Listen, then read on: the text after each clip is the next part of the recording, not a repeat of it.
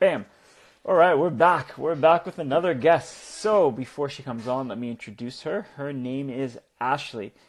Let me read you her bio. Ashley is embracing her career journey in event production after spending 8 years in social work field. She is a creative soul that enjoys performance art, live event design, and all things crafty. Ashley is grateful for the blessing in her life and believes in the importance of finding something to laugh at every day. Empathy, compassion, humor, and resilience have all been the key in her awakening. So, without a further ado, let me introduce.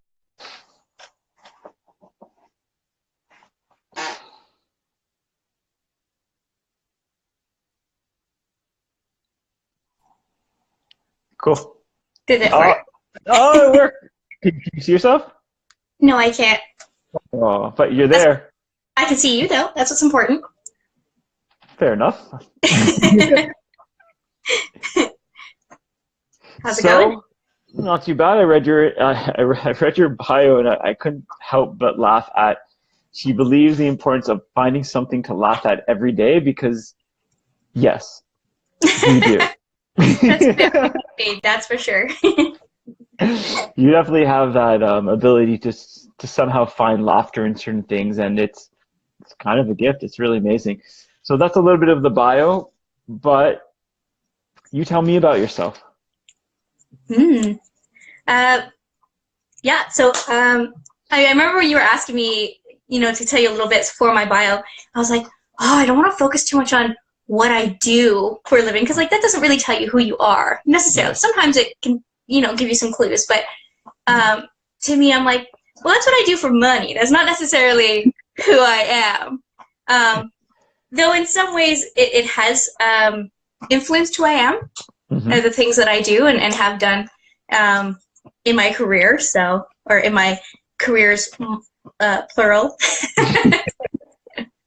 As my bio said, I'm sort of embarking in this new journey of this new career path, Hmm. and so it's a very different uh, path for me in terms of what I do and how I relate myself to my work. Hmm. Um, uh, and this is actually part of one of my awakenings is about how I define myself through what I do and have done, and trying to separate those things. Mm. Um, as my bio said, that I was working in social work for 8 years, and that Yeah. becomes a huge part of someone's identity when you've done the same thing for so long. At least it happened for me that way. Um, and when I wasn't doing social work anymore, I was like, who am I? Mm. What do I call myself? And when someone asks me what I do, and I'm like, what do I do? What do I do? Because at one point, like it almost felt like my identity was wrapped up in like I help people or I work with people. Hmm. And then now it's like, what is that? What I do now? Do I help people? Maybe in a way, but not directly, not in the same way. So it was just it was a very interesting time for me, changing my mindset. As much as like when I was doing the social work, I was like, oh yeah, this is not my identity, it's not who I am. Until I wasn't doing it anymore, and that was like that really was the center and a core of a lot of how I express myself and define myself, I think.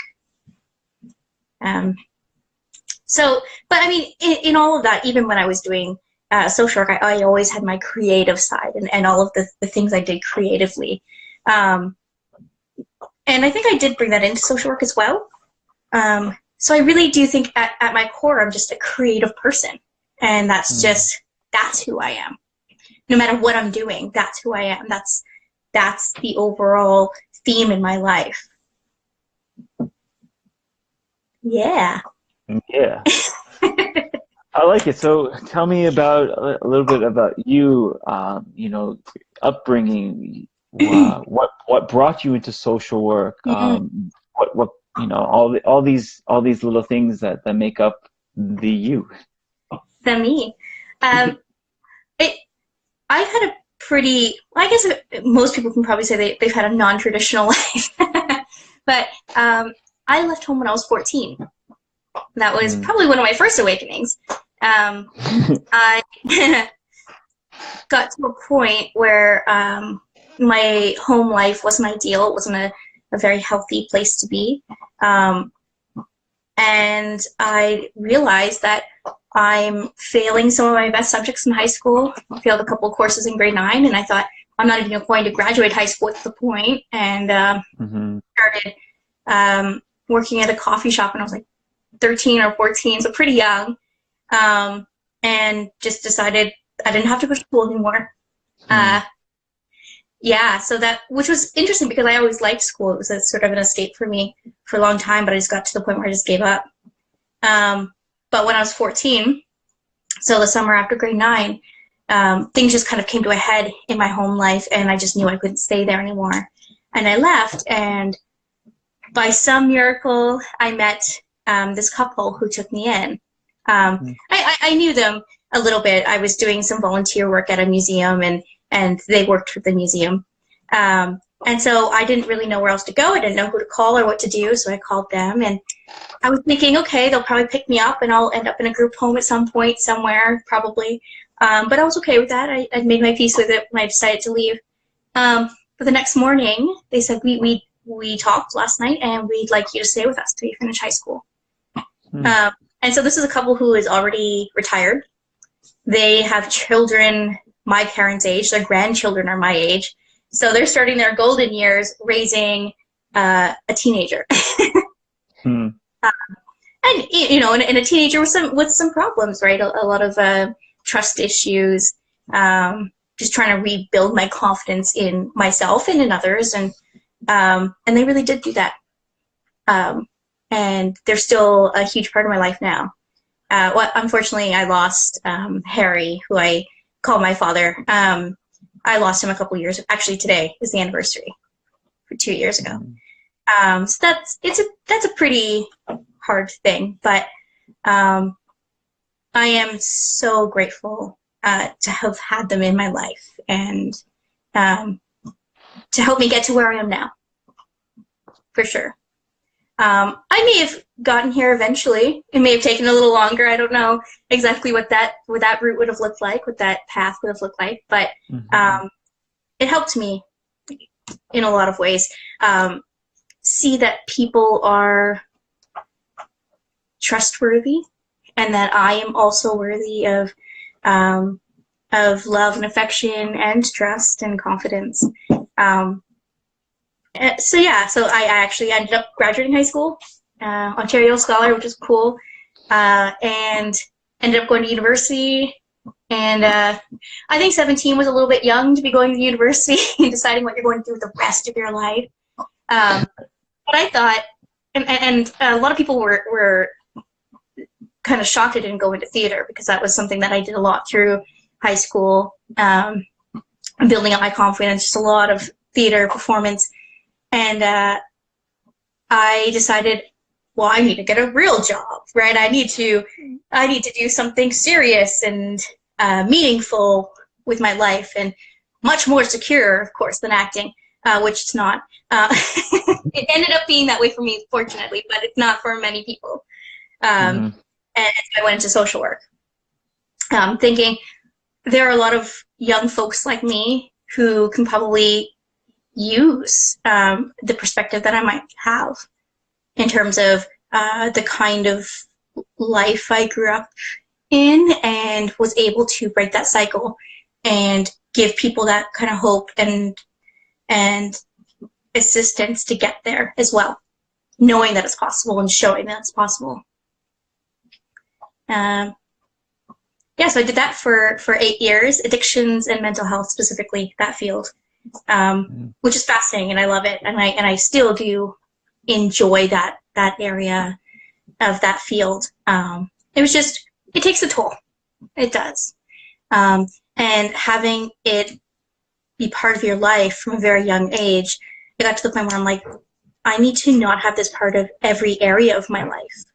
You know, in every stage of my life, I need to have something else for myself, for my own health, mental health, and emotional health, and spiritual health.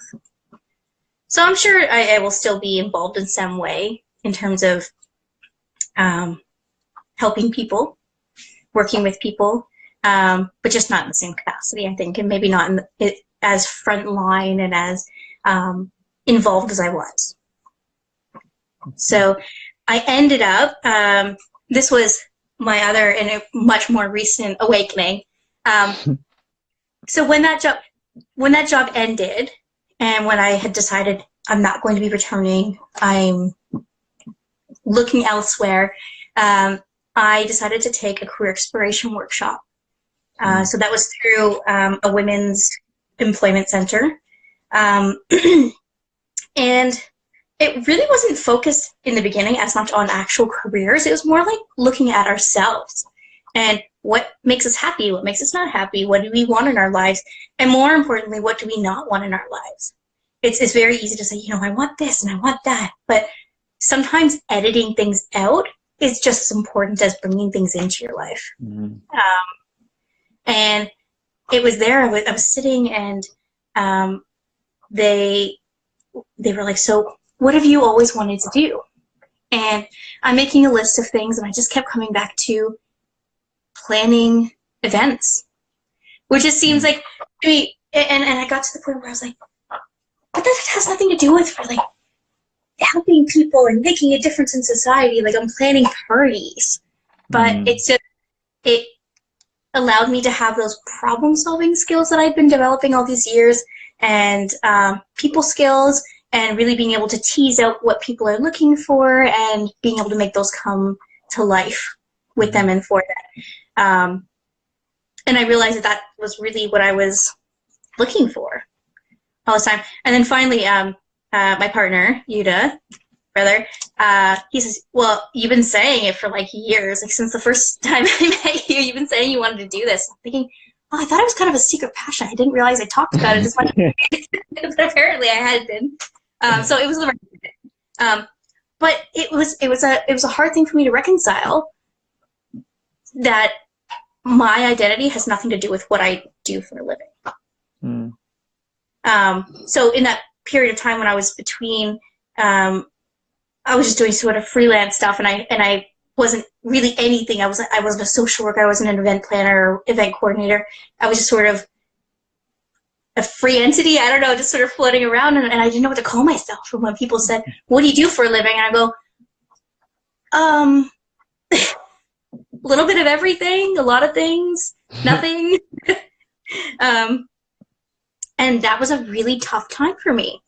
And I didn't realize that it had been such a part of my identity, just to say that I do this kind of work. What does that really say about me, really? Not much. I mean, a lot of people can do that, whether or not you have compassion. There are a lot of people in the field who don't, really, and they just do it for a paycheck. So I really struggled with who I was and who I wanted to be. And I also realized when we were looking at how we make decisions in that career exploration workshop, I realized that most of my decisions were not made because I had gotten to a point where I said, I'm going to make this change now. It got to a point where I knew I wanted to make that change, but I waited until I couldn't wait anymore to do it. And that was a huge epiphany for me. I was just like, I always thought I just made decisions after I weighed the pros and cons, but really, I feel like a lot of times I was almost forced into decisions I've made. Like, when I left home at 14, I knew I needed to get out of that environment for a long time, and being quite young and not having the same supports, it's understandable I waited as long as I did. Same thing with my marriage. I knew pretty shortly after we were married that it wasn't working out, and that I should have left. And we stayed married for 5 years. So it just got to a point where I couldn't stay in that relationship anymore. And I mean, it wasn't abusive. It wasn't anything like that. My life wasn't in danger. It was just, I knew that's not where I was supposed to be. And we both deserved something better than what we had. And that's when I decided to make that change, not when I first realized it wasn't working. And then the same thing with social work. I was doing this job, and I think probably 5 years in, I was like, I don't know that it's the healthiest thing for me anymore, personally. But I kept saying, well, you know, I've got other things going on in my life. Maybe I'm just feeling the stressors of that. But really, I knew in my gut. And that career exploration workshop was really great because I had never made those connections. They said, well, look at all the major decisions in your life and the biggest changes that have happened in your life. And for me, they ended up being awakenings. And what's the pattern in those? How did you make those decisions? And I realized they all came way later than I initially realized I had to make that change. I waited and waited and waited until I couldn't wait anymore.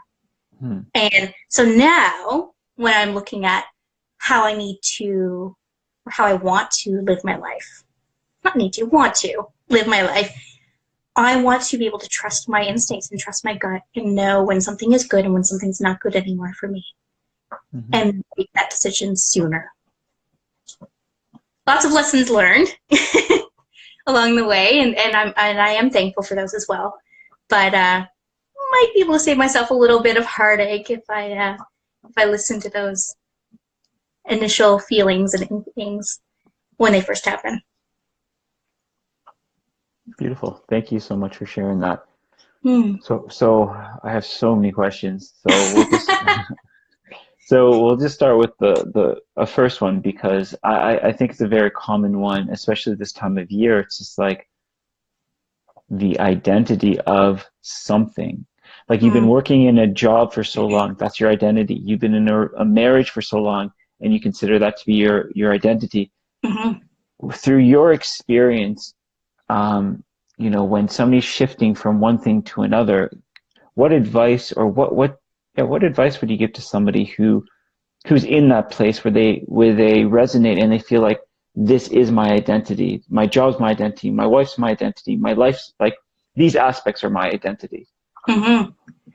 Well, I think first for me is finding out why I made that the core of my identity.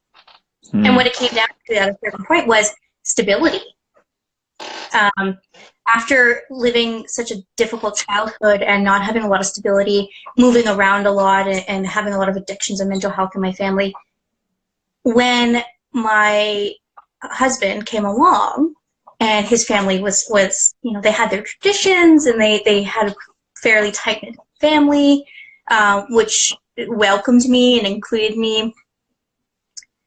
That seemed like a really lovely thing, and I wanted that. And it's not a bad thing, but it did become a huge core of my identity. I'm part of this family, and I am his wife, and a lot of things that I really cared about and should have been nurturing, I felt, I stopped doing. Like my theater and a lot of my art, those went by the wayside. So I'm planning dinner parties and traveling to all the family things, which were enjoyable as well. But there was a part of me that was being neglected. And it's too bad that it was. But I mean, I've gotten back to it, which is great. But I know that I mostly did that because of the stability. That's what it offered me. And then the same with the job. So when my marriage ended and we separated, that was the consistent thing in my life at the time. That was the most consistent thing. And that was something that I, first of all, relied on financially. So that was a stability thing. But also just, you know, I go there. I know I do a good job. You know, I enjoy what I do. And this feeling of being needed and wanted, it made it very appealing and very difficult to leave behind. So I think that's a big thing, is identifying what about your identity or what you're seeing as your identity is important to you. And is that actually a tangible thing? Is that just a feeling? Not just feeling, but is it a feeling? Is it an emotion? Is it feeling a need that maybe you had or have? Something that you feel like you're filling with something else, or there's a hole that you're filling with something externally. And figure out what that is. And once I did that, I was like, it was a lot easier to move on for me. I was like, okay, so what do all of these things have in common, and why did I cling to them so much? It was stability. Well, why do I feel like I need all this stability? I didn't have it when I was a kid. Okay, well, what can I do that makes me the center of that and not someone else or something else? And what that ended up being for me is my creativity. That is the most constant thread throughout everything I do, is that something is creative. And it's just an outlet for me. It's a way that I can safely express my emotions and feel things and share things with people. Yeah, so I guess find what that is for you. Find what the center of your identity, what that is, why you feel like that's your identity. Pick that apart a little bit. Mm-hmm. I think that's it's an interesting way of looking at it, because it's the idea that don't create false idols. Don't believe that it's this that gives you your worth, when it can be further from the truth. It's neither. It's internal. It's inside of you, but that doesn't mean you're like, oh, I have everything inside of me, so I'm okay. You have to ask questions, Sure. and you have to go through the things that we go through to each. And life is, I think, custom made for each individual to go through it, because a struggle that one person goes would destroy another, but yet it gave birth to something else. So when you were in your relationship, your marriage, it was comfortable, you had all these things. So why leave something like that seems so, it just seems like this is what people are going for. This is what people want. Well, and you hit the nail on the head. It's like, this is what people want. Mm-hmm. And it's almost like I felt like that's what I should have wanted too. Mm-hmm. I was at a point where I was like, why aren't we having children? We should have kids. That's a great idea. You know? And now I don't ever actually see myself having children. But at the time, it was like, well, we've been married for so long, and we both have stable jobs, and we have families that are fairly supportive, and why aren't we doing this thing? It's that escalator, right? That relationship escalator, or that life escalator, was like you hit certain milestones, and that's what you do. For me, I mean, being in a relationship with somebody, with him specifically, there was no, for me, passion, I guess. It was comfortable, but that's what it was. That's all it was. Mm-hmm. We didn't really have like big blow up arguments. We didn't have like deep discussions about things. And it's, and that's very telling to me. That's like, are we as close as we should be, or as I want to be with my life partner? No, we weren't. It also was at the point where he was dealing with some of his own identity and sexual orientation and things around that I tried to be supportive and help him through. But at a certain point, I couldn't give him what he needed. Mm-hmm. And as much as he wanted me to keep the relationship intact so that we could have this sort of united front, and I was the acceptable partner to his family who had already accepted me, we both deserve something better than that. He deserved to be with somebody who could be really interested in and be himself with, and so did I. I find that such an interesting word, to say deserve. What made you feel like at one point you deserved something?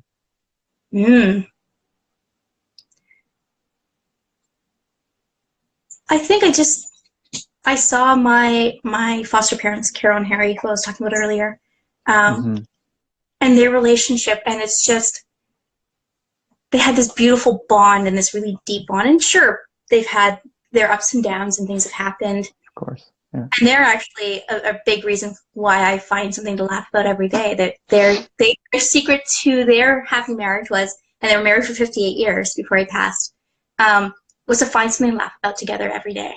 Mm. I just love that positive attitude. And I realized I don't have that with my partner. We don't see eye to eye on a lot of things. He wasn't interested in starting a family either. What at the time I was.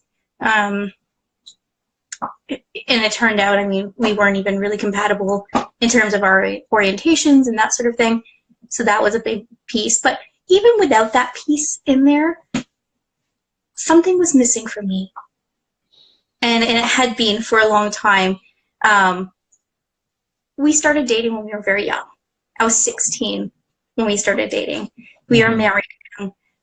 So there was a lot of exploring and growing. And I think I had this romantic notion that we would grow together. And yes, of course, we've got lots of growing to do, and we've got a lot of learning to do. But, you know, we're going to do those things separately anyway. Why not do them together? And it just didn't happen that way. I think that there were a lot of things he was interested in and wanted to explore that I didn't quite understand and wasn't comfortable with, and vice versa. So it was time. And it was hard because I loved him when I left him. And then that's the, you know, that the whole cliche is like, love isn't enough. And it's really not. I loved him very much. And I was terrified to leave. There was a lot of stability there for me in a lot of ways. I mean, things were just comfortable. And I could have continued on in basically a companionship marriage for many years with him. But I think we both deserve to find somebody that we were both passionate with and crazy about and in love with, not just that we love. Interesting. When you're in a relationship and you speak about the word comfort, you know, comfort versus passion. When it comes to a relationship, are you more focused towards the comfort or more focused towards the passion, or are there certain aspects that you do want one and other aspects that you do want the other? Yeah, I feel like it's important, at least for me, to have both at some point. Not always at the same time. And there are times where something calls for more of one than the other, I find. But passion can be a lot of different things, too. You know, passion's not just a physical or sexual thing. Like, sometimes for me, it's just about a connection, a bond. It's like, this is a person I want to share, like, my innermost thoughts and secrets with, and my hopes and dreams, and have them be passionate about those as well, as much as I'm passionate about theirs. So passion, I think, can be a comfortable thing as well. I feel like I'm never as open in myself with anyone as I am with you, to my partner. Because it's just, it is comfortable. And I can just be my complete, honest, open self with him without any judgment.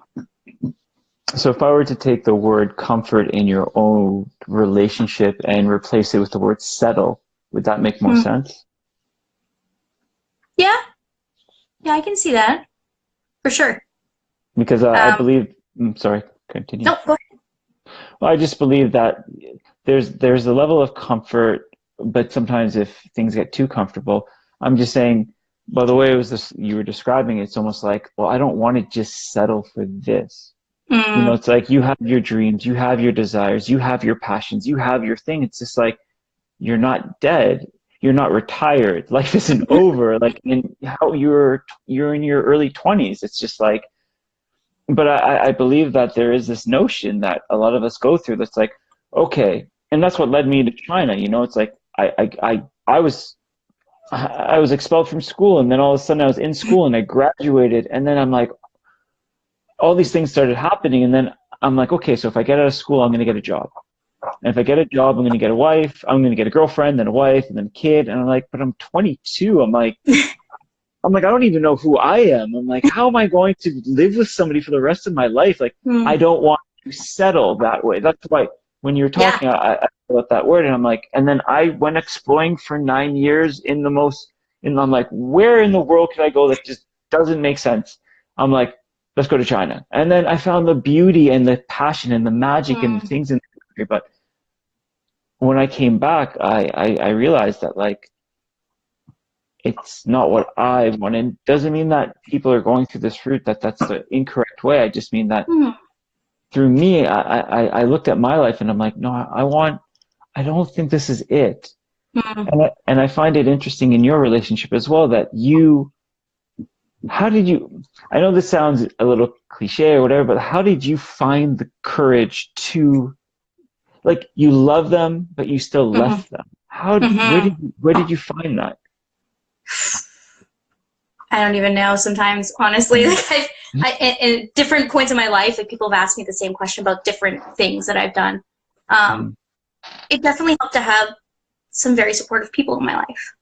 Um, mm, they were things I couldn't tell them, like everything in terms of how I was feeling and what I was going through. But I had a really close friend at work, and she let me stay with her for a little bit while I looked for an apartment.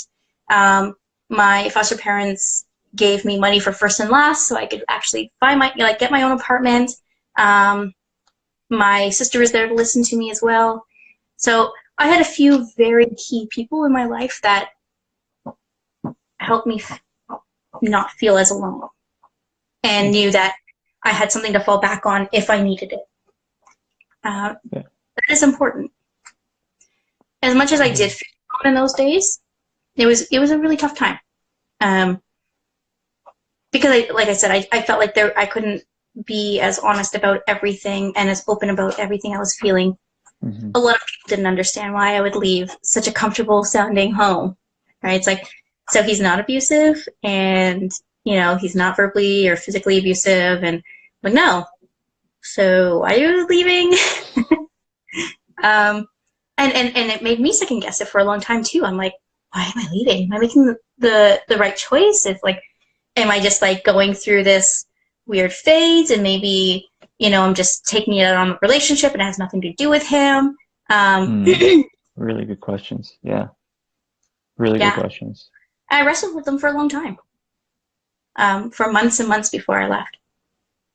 I think I really do like the questions that you ask because they're very reflective. It's like, is it just me? Is it just like, like looking into it very retrospective and coming back to it. But after you've asked the questions again and another question, did you notice a theme or a pattern? Yeah, I just came back to, this is not how I want to live. There we go. And you made a really good point earlier. I'm not dead. I'm not retired. I'm a young person and with so much life and so many ambitions and so much passion, so many things I want to do, and I didn't do them Mhm. before, and I want to start doing them now. And I didn't feel like that was a person I could do that with.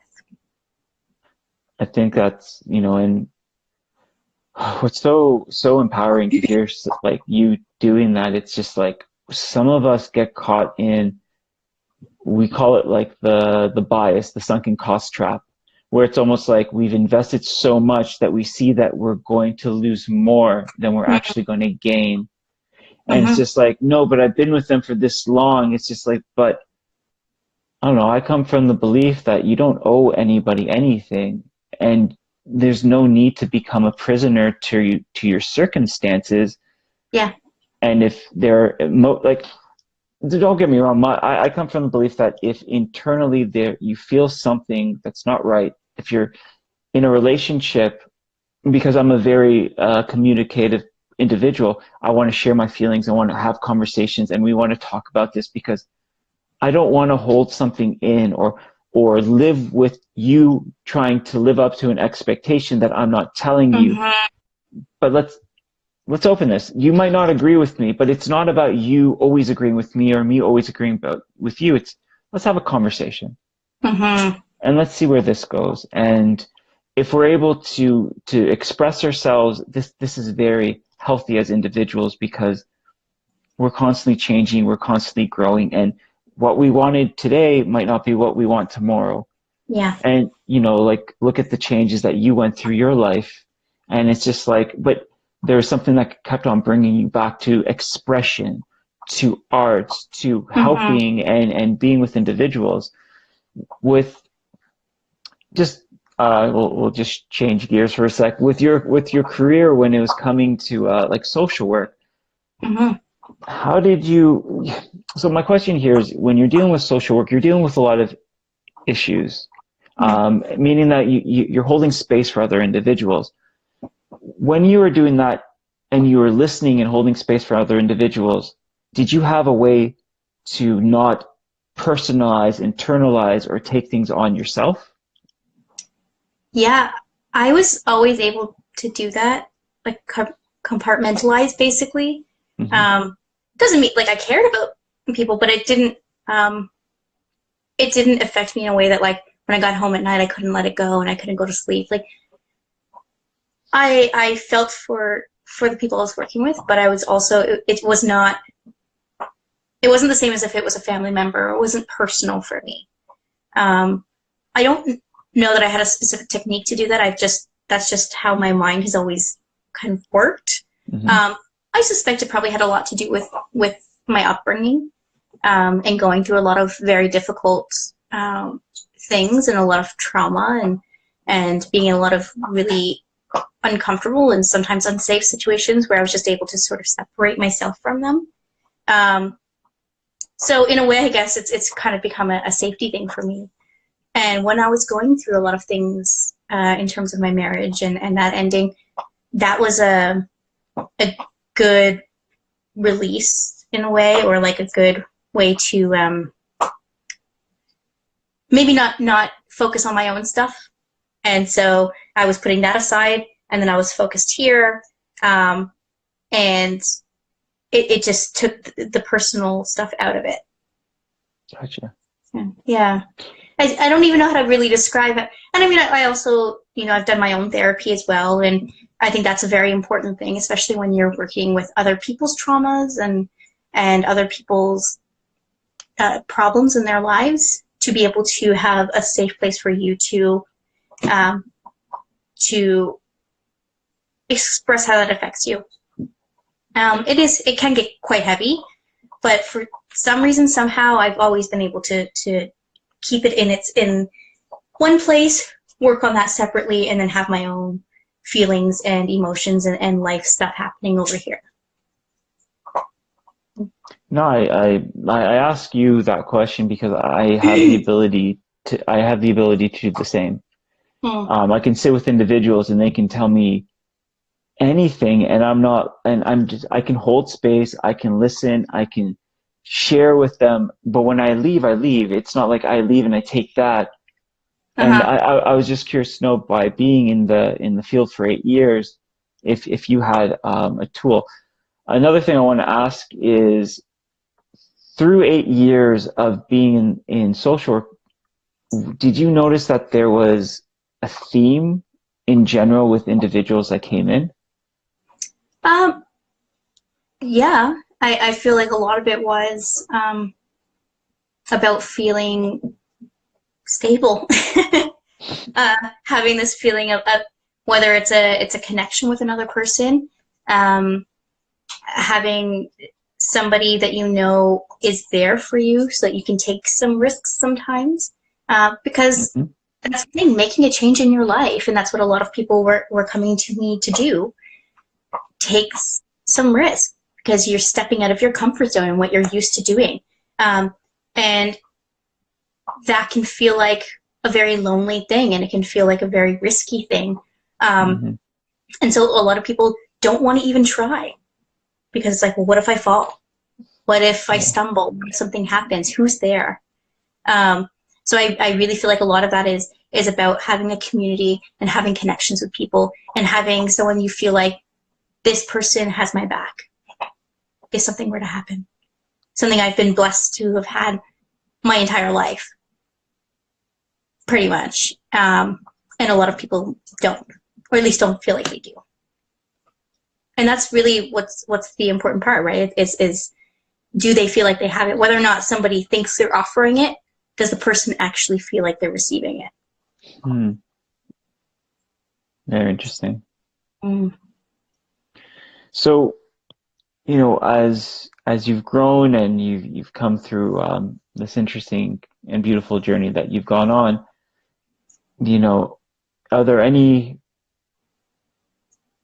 lessons that you keep dear to your heart and things that you make sure that it's almost like some people, they're just like, okay, I protect my time because that's my time. Some people are Mhm. like, I need to have this in my life and I won't let anything go into my way. Are there certain things in your life that you protect because these are things that you internally and you know that you need to function? Mm. Definitely a freedom for creativity. Mm. Um, I gave up a lot of opportunities to be creative and express that in my life for the sake of someone else and something else. So I definitely need space to create and to be open to doing that, and somebody that's supportive with me through that. Also, try to remember the positive things in my life. That's a huge lesson for me. I've been in some pretty dark places where it's really, really easy to see all the bad things and see all the dark things and forget about the light. And once I start focusing on the dark things, it's an easy spiral to get into, for me anyway, and it's harder to get out of. So really every day trying to see what's positive, where's the light, where's the joy as well. So that goes in with the laughter and finding joy in things, in little Mm. things, everything. So those are main things, I guess. So being honest about my feelings and what I need, Mm-hmm. keeping space for my creativity and allowing me to create, and finding things to be grateful for, and remembering my blessings, my life. Those are huge things for me. That's beautiful things. It's good to recognize it. I think as we go through this journey, we start to find certain things that like the things that you need and things that you need to give to yourself. And there's things Mm. that, it's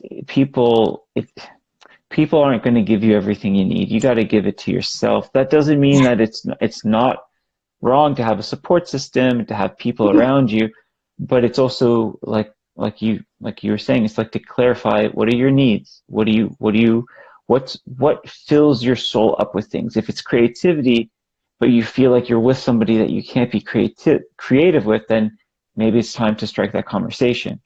And Yeah. if that conversation can't be struck up, then maybe it's time to reassess where you are and Hmm. to ask more and more questions. And as you said, find a theme of what's going on.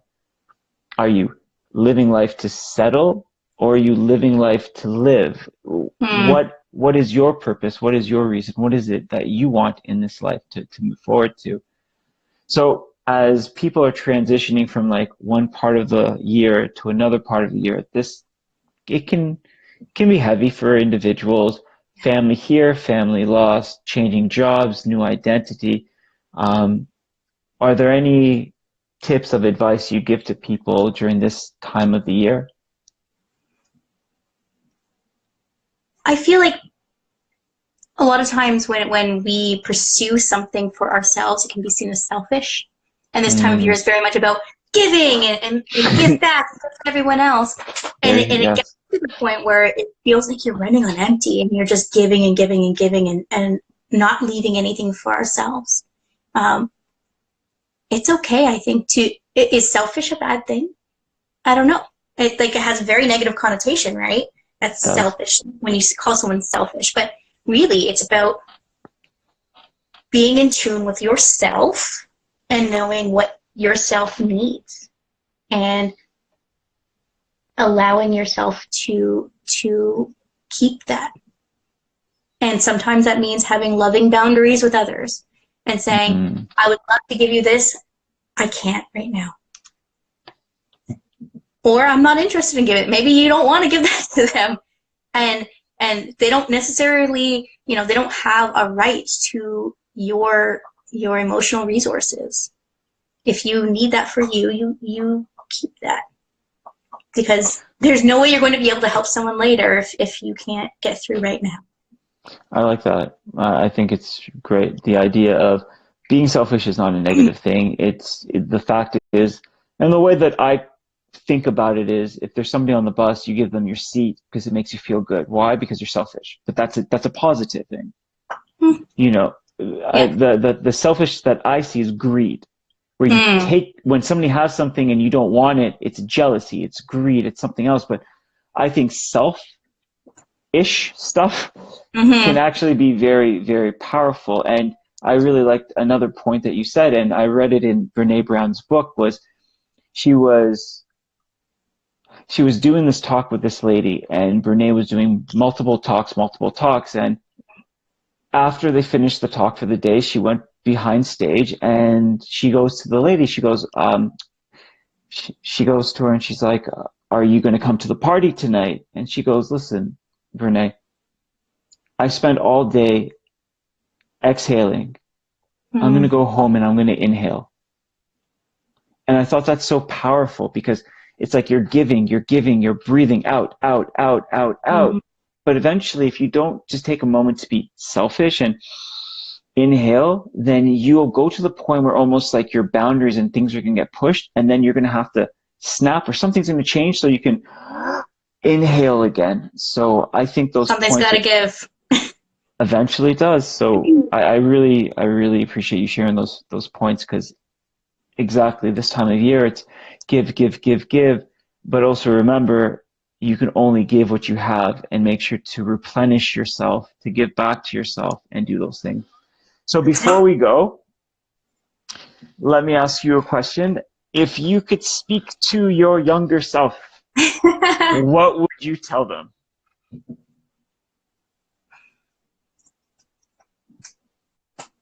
Trust your gut and your feeling the first time when it tells you you need something. When everything in you is screaming that you need something, trust that and let yourself get that. If you feel selfish doing it, then you're selfish doing it, but you will be much happier once you accept that and you do it, because it's going to happen anyway, one way or another. Something you give. Do yourself a favor and do it sooner rather than later. I like that. Yeah.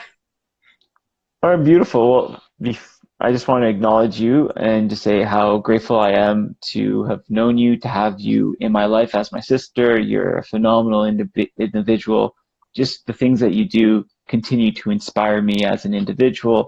I always cherish our talks, the insights, the way that you express yourself, and also if I'm writing something where you feel that I can alter my belief, alter my words because of a perspective that I'm not seeing, that you're also willing to hold me accountable for that. And I hold that very dear, because you don't attack, you open up a dialogue for conversations, and you help me to see perspectives that I normally wouldn't. And to have somebody like you in my life, it's a blessing, and I'm very grateful to have you in my life. I feel that very much the same way. I do. Mwah. Love you, sis. So if people want to find you, should they just find you on your Instagram, or is there, because I remember that you were doing cosmetics, you were doing a whole bunch of other stuff. So let us know.